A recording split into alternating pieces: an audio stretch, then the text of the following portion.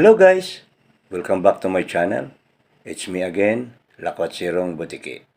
Mula doon sa makasaysayang simbahan ng Marikina City, ang Diocesan Shrine and Parish of Our Lady of the Abandoned, nakatawid na ang Butiki ngayon dito sa makasaysayang rin na simbahan ng Retiro Street, Quezon City, ang National Shrine of Our Lady of Lourdes. Samahan niyo ako dito guys!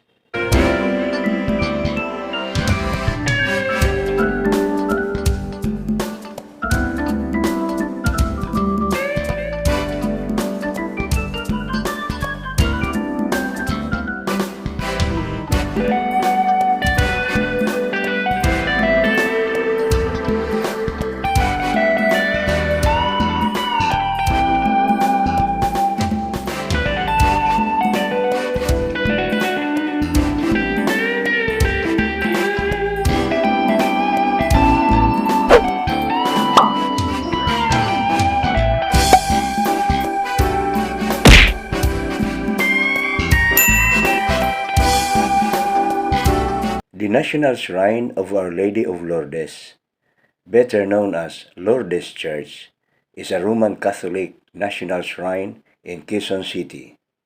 The church is administered by the Order of Friars, Minor Capuchin of the Philippine Ecclesiastical Province, and under the Vicariate of San Pedro Bautista of the Diocese of Cubao. The original church was located in Intramuros until it was destroyed during the World War II. The venerated Marian image enshrined within dates from 1894 was hidden and spared during the bombing.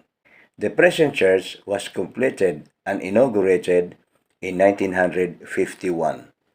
The Capuchin order arrived in the shores of Manila in 1886, first as a satellite area for their missions in the Oceania Islands until they later formally settled in Intramuros years later, and on May 8, 1892, the Order's first chapel opened by the Capuchins to the public, which was initially dedicated to La Divina Pastora, the patroness of the Order, where a Capuchin in Seville saw the Blessed Virgin as the Divine Shepherdess, and propagated the devotion all over Spain and its colonies as part of their missions. Sometime in September of 1892, Reverend Father Berardo de Cieza, then the superior of the Central House, requested the famed sculptor at that time, Manuel Flores, to sculpt an image of Our Lady of Lourdes. The image was meant to be placed in the grotto of the garden. However, because of its exquisite beauty, the people felt that it would be a pity to leave it exposed to the elements of nature. Thus, Father Berardo of Cieza prepared a side altar within the chapel to place the statue of Our Lady of Lourdes. Thus, the devotion to the Lady of the Grotto of Masabil began that in 1893, the first novena to Our Lady of Lourdes was launched. In May 23, 1893, Reverend Father de Cieza asked His Excellency Monsignor Bernardino Nozalida, O.P., Archbishop of Manila, to establish the Confraternity of Our Lady of Lourdes in the country, and on September 15, 1893, the Archbishop gave out a decree declaring the canonical erection and foundation of the Chapel of Capuchins, the Confraternity of the Immaculate Conception of the Blessed Virgin Mary of Lourdes, approved as will all the graces corresponding such religious society. With the growing popularity of the Lady in the Grotto of the Capuchins, a bigger image, which would be the current altar image, was sculpted once again by Manuel Flores, with the guidance and cooperation of Father Antonio de Valencia. This second statue was even more beautiful, and it was even exclaimed to be more beautiful than the original one in France, and it was placed in the side altar of the chapel on February 10, 1896. On September 1897, a primitive chapel of the Capuchins was planned to be expanded to accommodate the growing pious exigencies of the devotees.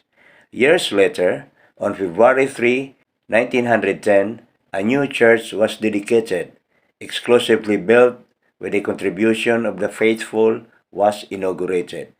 In 1908, the first procession of the Virgin of Lourdes was held on the occasion of the 50th anniversary of the apparitions.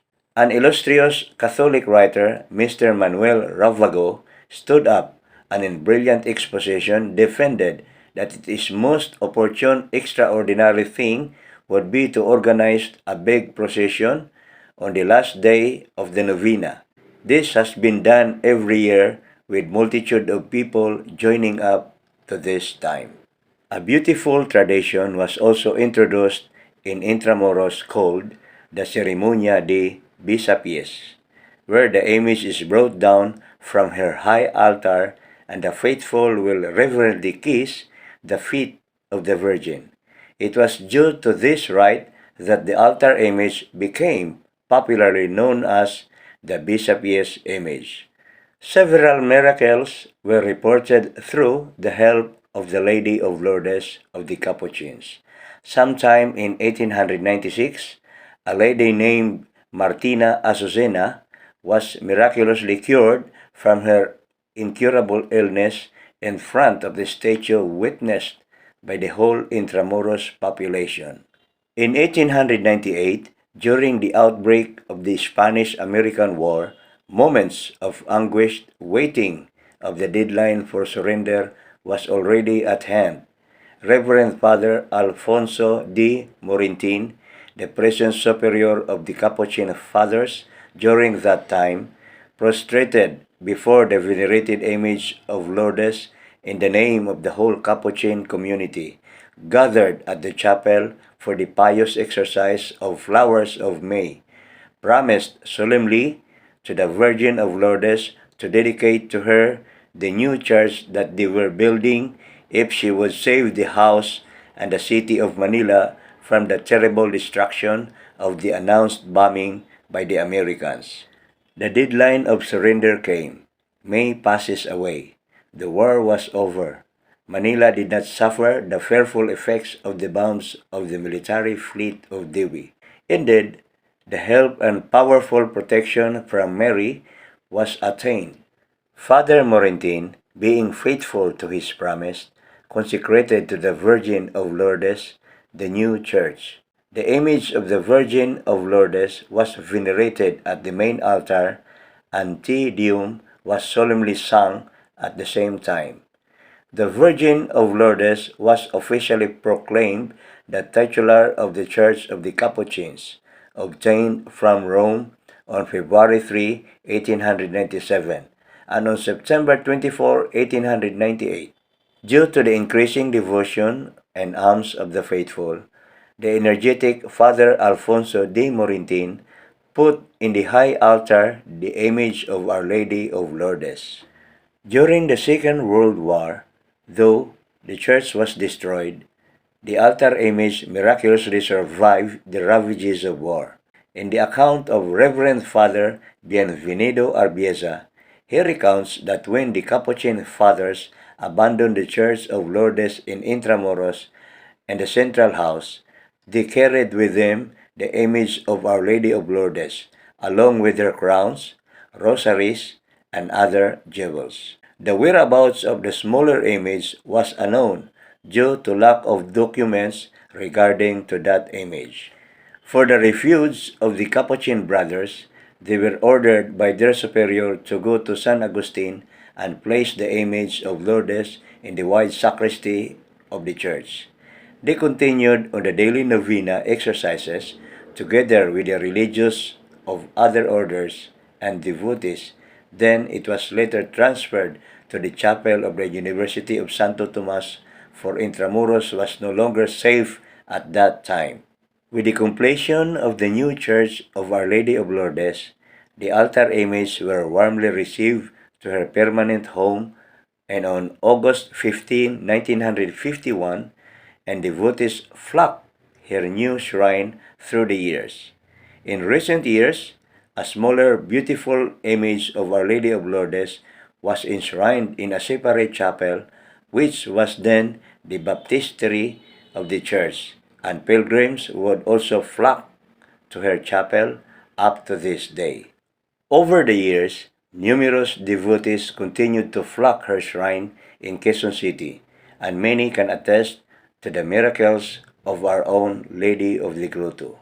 On February 3, 1987, Lourdes Church became an archdiocesan shrine, and on January 22, 1997, it became the National Shrine of Our Lady of Lourdes.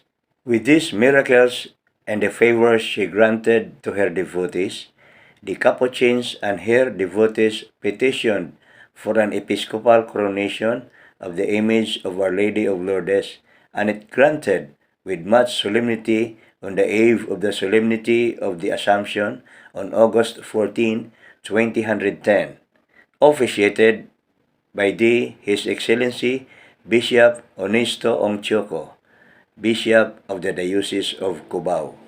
In 2019, Pope Francis, through the decree issued by the Congregation of Divine Worship and the Discipline of the Sacraments, granted the canonical coronation of the venerable image of Nuestra Señora de Lourdes of Quezon City.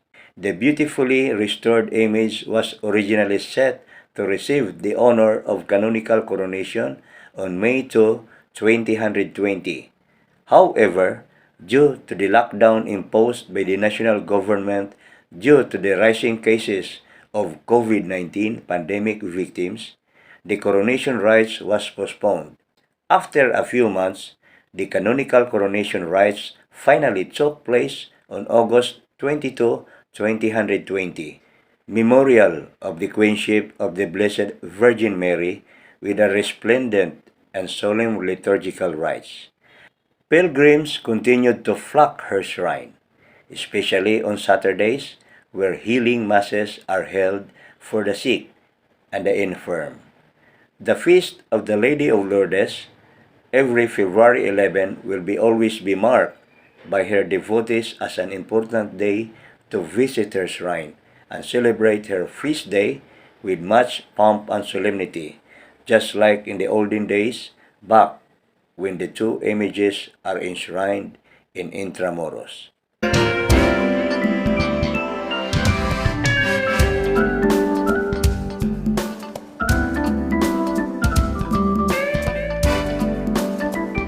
Mula naman dito sa National Shrine of Our Lady of Lourdes, dito sa Retiro Street, Quezon City, gagapang na naman ang butiki papuntang Rizal. Dadaan muna ako doon sa magandang simbahan sa tapat mismo ng SM City, Masinag, ang Diocesan Shrine and Parish of St. Therese of the Child Jesus. Abangan niyo ko doon, guys! Bye-bye!